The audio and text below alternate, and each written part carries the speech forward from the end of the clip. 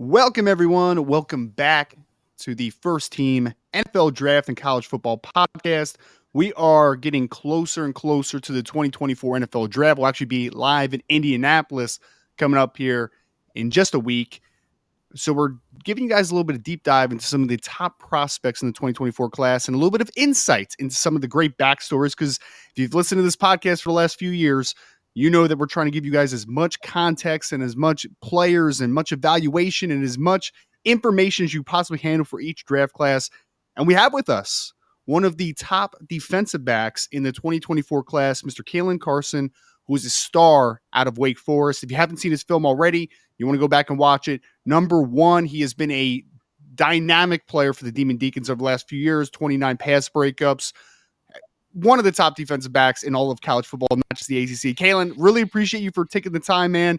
I know it's been hectic, super busy. You're out there in California getting it in and getting ready for pro day and the rest of the draft process, man. But thank you so much for taking a few minutes with this, man, and welcome to the show.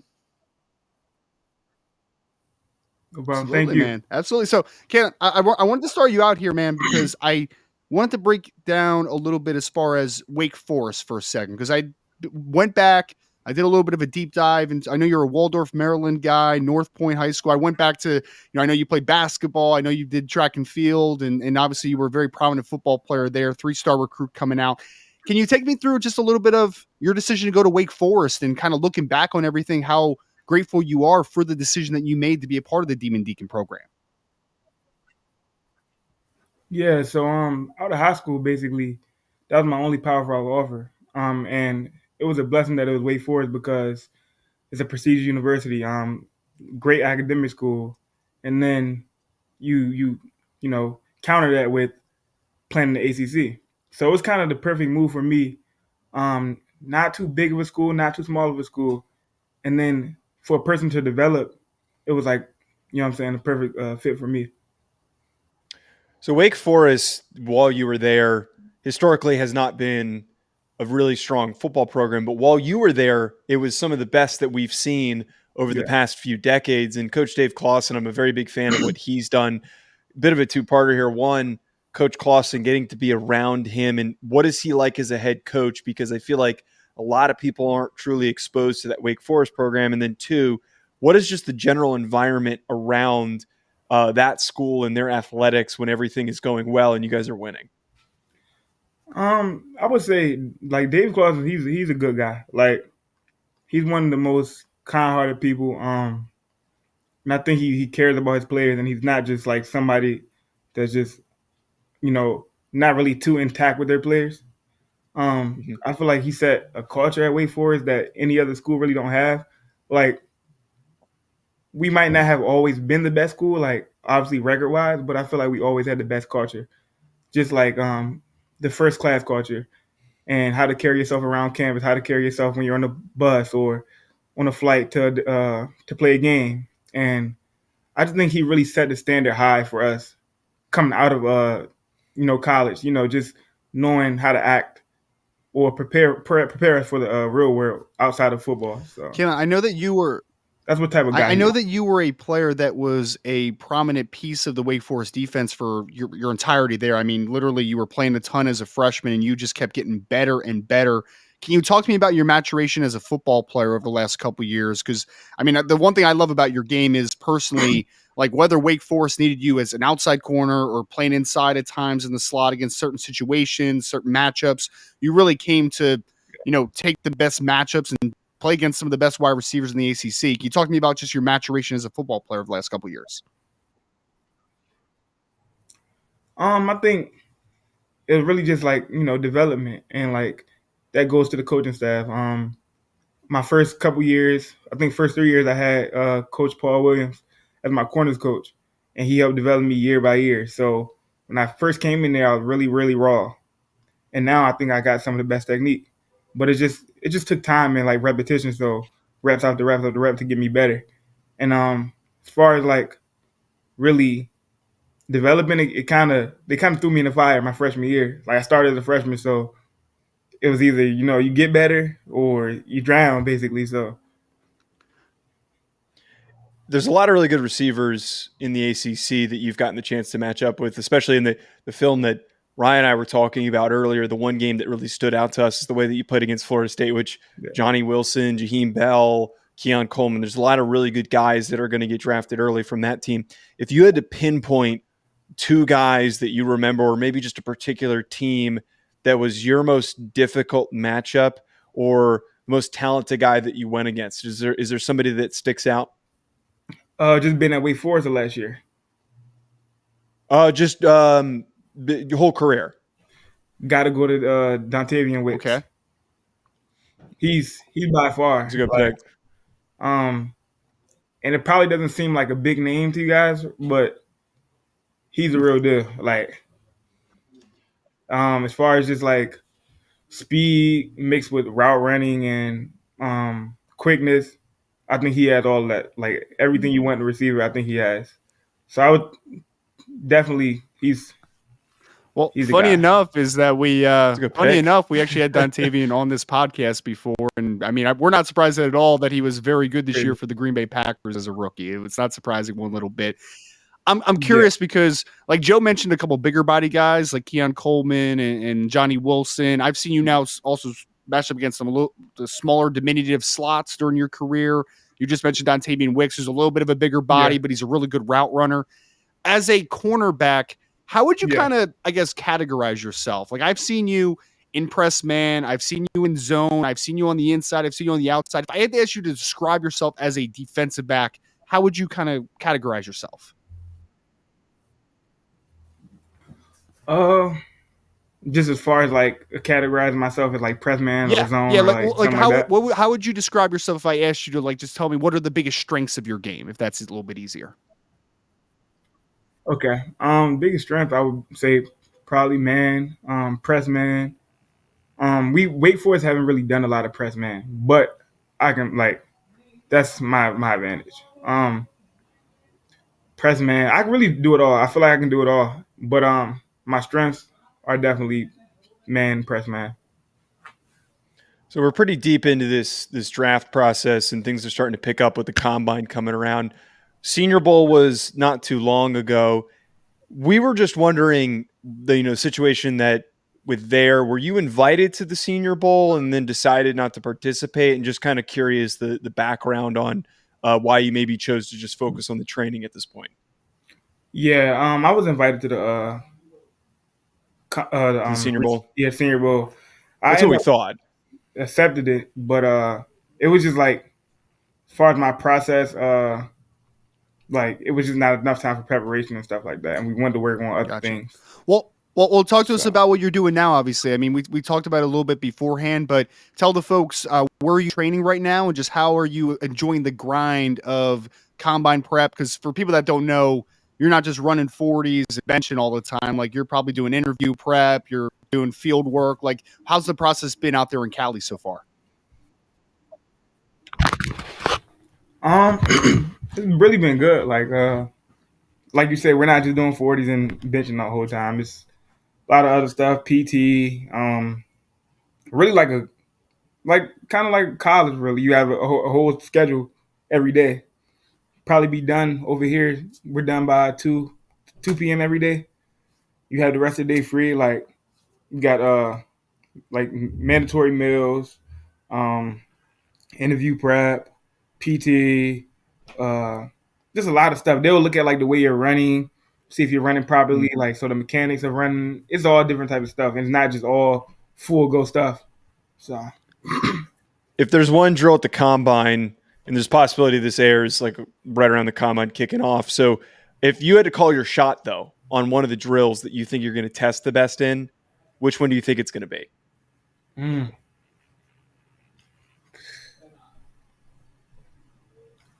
I know it's going to be a tough one.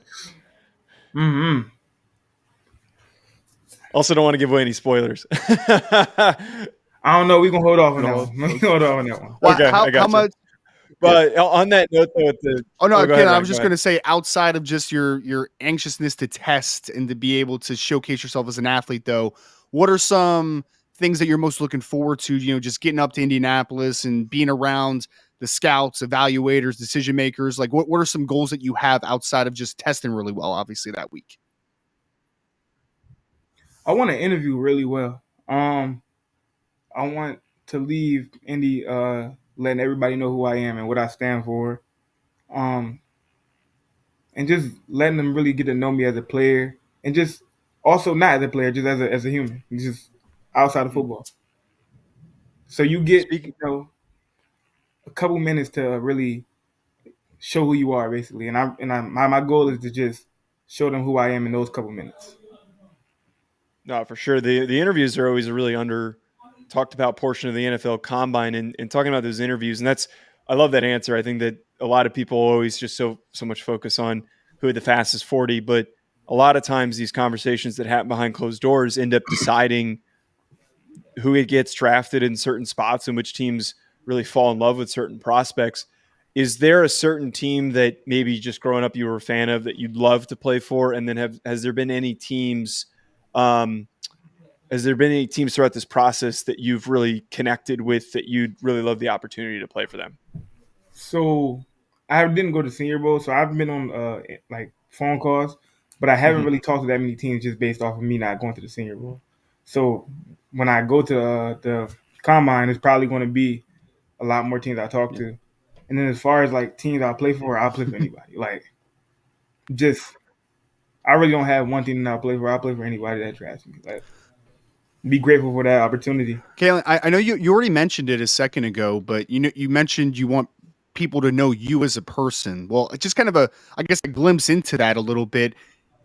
Who are you as a person? Like outside of just, the great player that we've seen at Wake Forest and your abilities as a cornerback, when you get a part of a program, like what can they expect from you as a teammate, as a member of the community? Like what can you bring personally to a team as well?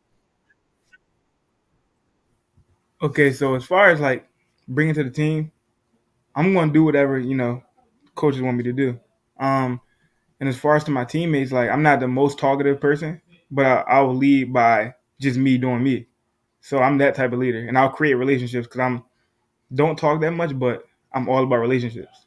So it's like if I find some type of connection with somebody on the team, it's gonna be a relationship, and I find a connection with that person, it's gonna be a relationship. And I'm really good at like that's what I stand for. I love relationships.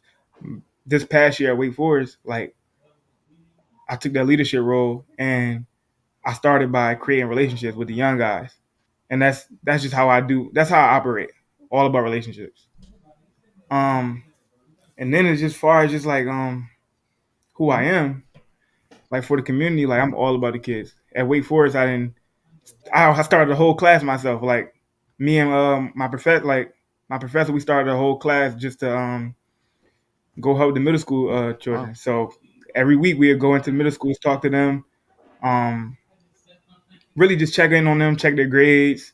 I'm still in contact with a lot of them right now. They DM me, I respond. Like it's not like I'm just some Hollywood or anything like that. Like I'm really intact with the Winston community. Um, and it's good to see because like we didn't go to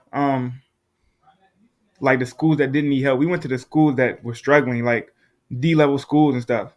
Those kids are going to high school because it was eighth graders, and then the next year we did seventh graders. But the eighth graders in that school, it's the biggest part is like the success that you have when they DM you on Instagram or something. Their freshman year and they playing football. They send you a picture in a jersey or something, and like that's all what I stand for. Like because I didn't have that much growing up. I don't come from money, so me helping these kids is like what I love to do. Like, and that's out of the stuff I like to do. That's like number one on my list. So soon I even touch the NFL check. I haven't thought about what I'm going to do with it, but probably somewhere into helping the community, helping the youth. Caelen, I was going to ask because I don't. Now that you mentioned that, and that really strikes my heart, to be honest with you, because I used to be in education before I was in media full time, and literally that was my biggest thing was trying to give kids better. Like the next generation, trying to set them up and give them that opportunity. I'm curious because I don't know much about the high school that you went to. I don't know a ton about Waldorf, Maryland in general.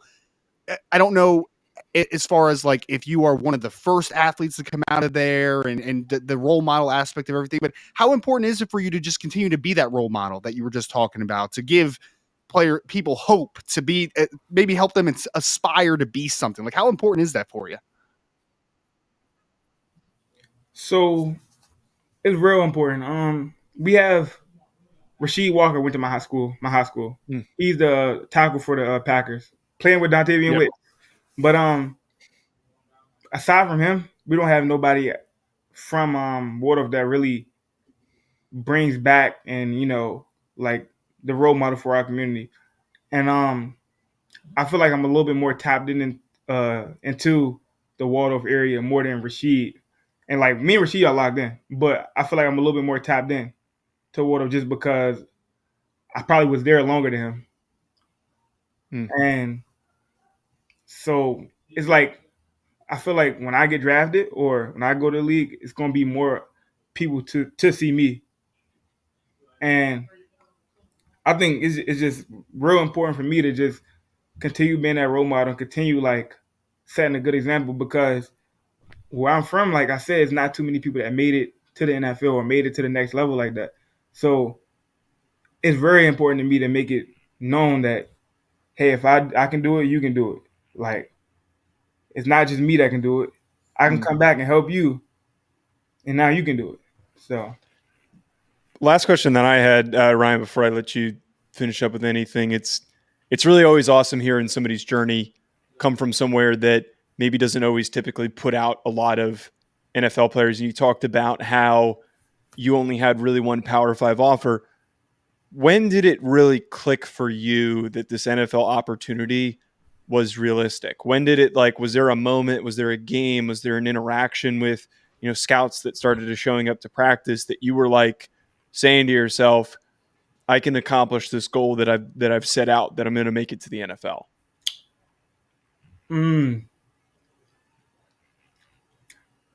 Probably. Okay, so once I caught a one-hand interception my freshman year, and it was crazy. It's Like, a good answer. crazy. I'm like, once I caught that, I'm like, okay. Then after that, like, I was playing to a high level, like my sophomore year. Junior year, I got banged up a little bit, but like,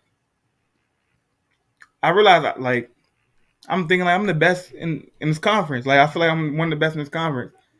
And then, really, like, once I played against higher competition, like, then I really kind of knew that, like, okay. And it was just like, I watch a lot of film, a whole bunch of film. So when I watch other corners, like, okay, years before, like, he went third round, he went this round, and then I comparing to me, or he got drafted, I just comparing to my tape. And I really feel like when I say, like, I'm one of the best, I don't take that lightly. I'm not just saying that just to get up the audience or anything like that. Like, I really feel like, if you compare tapes, I might not have as many stats as, like, interception and stuff like that. But if you really watch tape, as far as like somebody's gonna play man outside, somebody's gonna play man inside, somebody's gonna be physical, come up and tackle, you can put in any situation. I don't think nobody in the conference follow Caelen Carson everywhere, slide outside. But me doing all that stuff really helped me realize, like, okay, I think this NFL thing's possible. Love it. Well, love that answer. Well, and That's awesome. Caelen, my last question for you, and we'll let you get out of here, is you also have a teammates that is in the NFL draft on the back end with you, Malik Mustafa, who I know a lot of NFL scouts like as well. Can you just give us a little brief scouting report on Malik and what makes him a special player as well?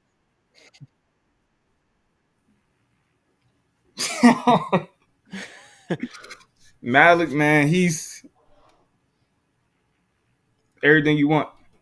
Like, so he stepped into a real leadership role this last year. And I remember, like, he came in there like last summer. Last winter, I think. And he was just like, we in a workout, and he's talking like, come on, y'all, touch the line, da-da-da. Like, but he's my friend. Me and Malik are like real, like, close. So it was like, I'm looking at him like, you know what I'm saying? Like, this is not like, this is like, come on, this is gonna last for like a week, or to or whatever. So like I made myself like really look and to see if he's gonna be the same person every day.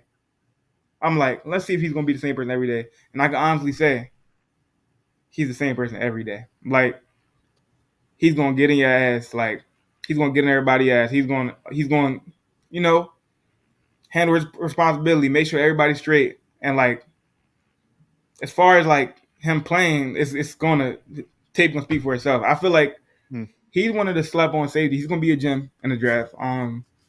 He's one of the slept on safeties obviously off of we go to Wake Forest and then the height, but the dude is explosive.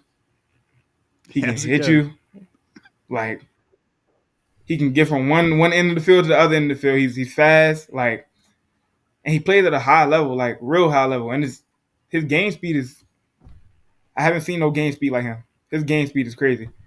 But as far as just a person off the field, he's a great person off the field and on the field. Like he's a great person. Like, man, that's a great little backstory there. Again, joined by Caelen Carson, star cornerback out of Wake Forest, 2024 NFL draft prospect. Caelen, we really appreciate all the time today, man. Good luck down in Indianapolis. We'll be down there. Got to say hello and wishing you the best of luck with the rest of the process, though. Okay, thank you for joining the show.